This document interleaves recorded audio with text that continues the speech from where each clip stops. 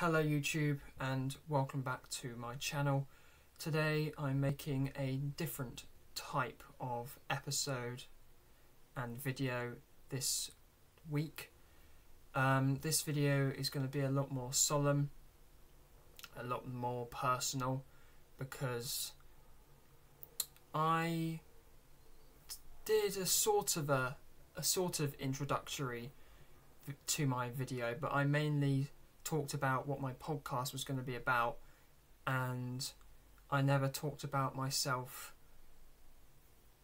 fully. Like, I never talked about personal things or what's going on in my life.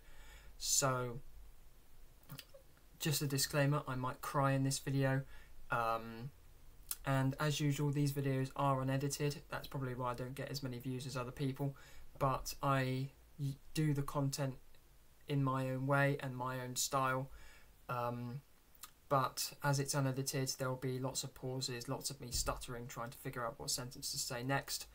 And yeah, so this video is basically an update on what's going on in my life at the moment, and yeah, so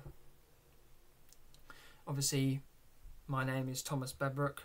I am basically 19 years old, and my life over the past few months has been completely thrown upside down. It's not the same as it used to be. So yeah, we're going to dive straight into that and have a discussion face to face with you lot. I think it's time that I get it out there.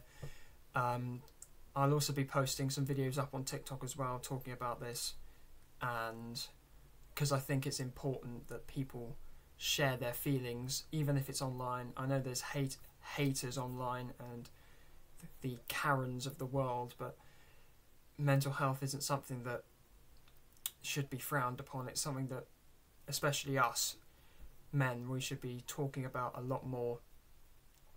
And hopefully by me doing this, we will be taking a big leap forward in talking about our mental health problems and stuff like that. So yes, so I am autistic.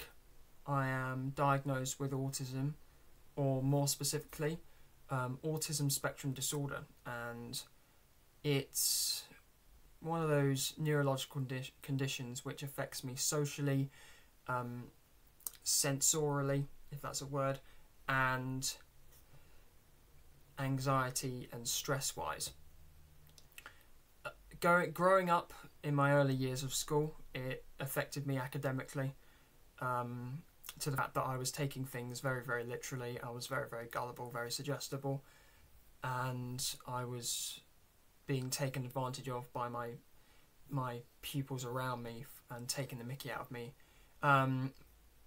Most of that, or some of it, was to do with my height. Being the tallest in your class doesn't help either, but that's not part of it. So I think year 7 and those sort of early secondary school years were probably some of the worst years I've ever experienced.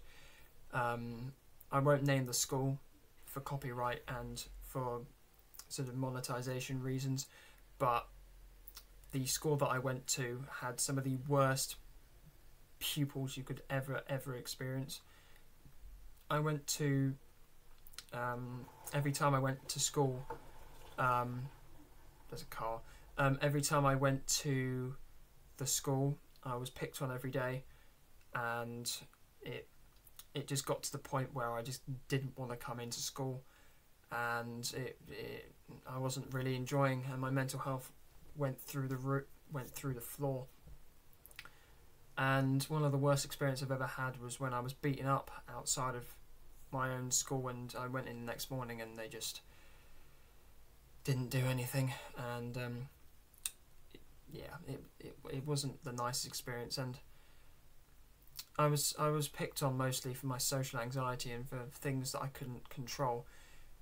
In back in the 90s and the 80s, and people like me would have been just cast as the naughty people or the people who were weird or whatever that is and stuff. But I've learned with the help of, and I will mention this school, with the help of Morehouse School, they have completely changed my life forever.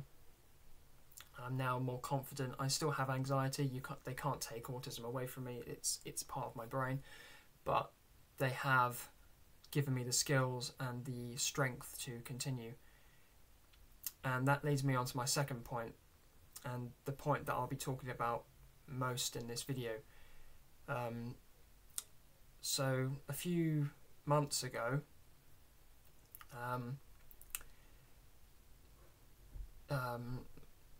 well, let me just give you the backstory. A year ago, my mother, was diagnosed with cancer, and it completely turned my life upside down. And obviously I know other people experience these things in their families, but when it happens to you, it is the worst experience you could possibly hope for. It is the worst experience the worst feelings you've ever felt, and it's awful. It was terrible. So Mum was diagnosed with breast cancer about a year ago, and she went through chemotherapy. There were a few ups and downs, and her mental health went through the floor as well. Like, she was really self-conscious wherever she went. She did not want to show people that she had no hair. And I had to remain positive for her every single time, every single minute, every single day of the week. So I had to remain positive and tell her that it doesn't define you. Cancer will never define your personality. Just like she told me, autism would never define you. Cancer doesn't define you, and it never will. And then 2 weeks before she was due to have radiotherapy, this was about 6 months later, 2 weeks before she was due to have radiotherapy, she got a chest infection, and that delayed her radiotherapy even more. And then during my exam period of my A-levels, the weekend before my last week of exams, she told us all to come into her room because she had some news for us, and we were like, oh great, this is hopefully some good news.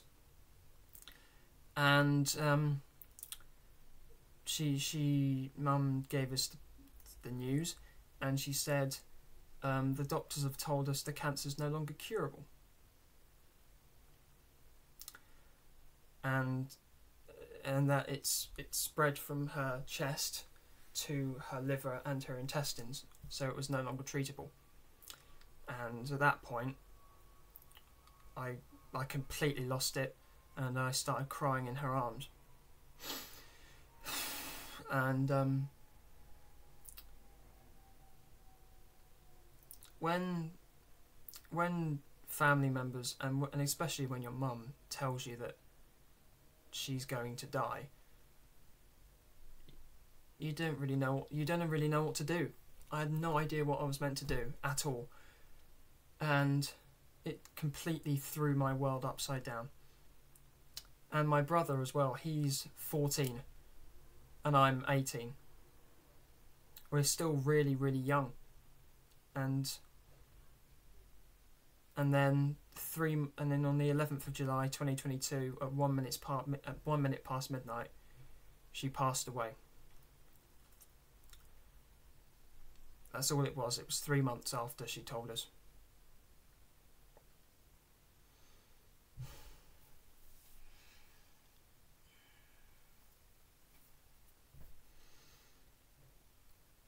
That's all it is. 3 months.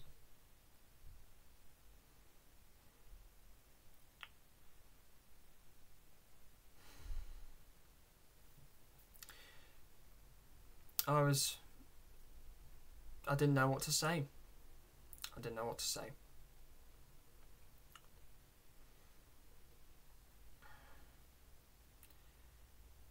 she never ever wanted a funeral, so we never gave her a funeral, and she's just sitting downstairs in my living room, cremated in a box. And I've been feeling pretty crap recently, pretty shit, and I miss her a lot. I do, and I find it really hard to talk to people about her who don't know me at all. Having to talk to people about people passing, it's something really, really, really challenging, and some of you may have experienced as well. But yeah, my mental health is not good right now. And before I end the video, I thought I'd share a poem with you guys that I'd written about Mum. So I wrote this. I use poetry to vent my feelings out, and I wrote this poem, and the people who I've showed it to have all cried listening to it. So just sit back, close your eyes, and listen to my poetry. You were the light in my darkest of days, a person that helped me in so many ways. A subconscious connection that we both share reminds me of the life you led, one full of care. You and nature inseparable. Family time will be irreplaceable. Christmas will never be the same. Waking up with excitement because Santa came. The look on your face when you open a gift. For a moment the time-space continuum shifts. Time slows as you enjoy this juncture. Stuck in this moment you forget your breakfast hunger. I will remember the times I read to you. The more we read, the closer our bond grew. Chemotherapy may have caused you harm, but the positivity I sustained always kept you calm. Cancer doesn't define you, and it never will, but your courage and charisma is something I want to fulfill. Now it's time for you to rest, none will wait upon your chest. I'll miss you, Mum, but goodbye for now. We'll meet again in the future, anyhow. It's a poem that I wrote for Mum as a tribute to her. So that's where I'm going to end the video. Thank you everyone for listening. I know it's not what you'd be expecting, but I thought I'd get it out there because it's important to talk about people. And if you guys feel like that you need to talk to someone, write in the comments, write your feelings down in the comments. I'll respond when I can. And if you know me in person, just chat to me, and I'm always happy to help because I know what it's like.